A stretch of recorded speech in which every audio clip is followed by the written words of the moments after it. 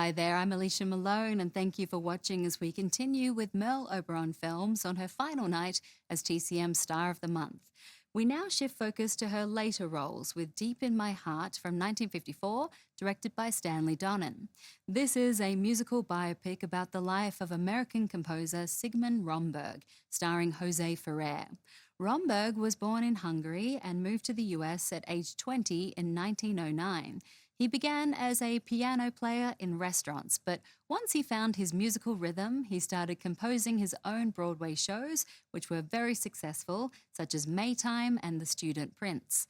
Romberg died in 1951, and it was composer Roger Edens who championed this biopic, becoming a film producer for the first time to bring it to life. Edens had worked closely with Stanley Donen and had helped Donen early in his directing career by praising him to Arthur Freed as the perfect co-director for On the Town with Gene Kelly.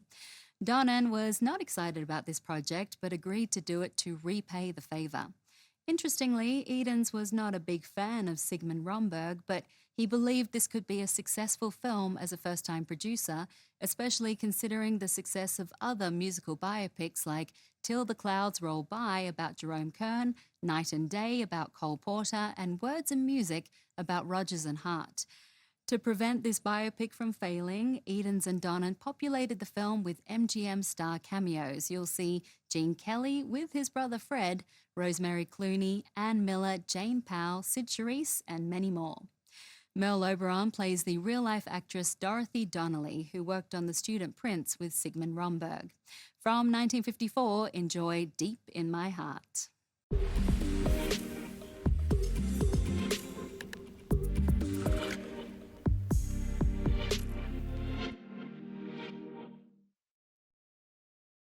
By the mid-1950s, Merle Oberon's Hollywood career had slowed down, but she was happy to be offered the role of Dorothy Donnelly in Deep in My Heart at MGM.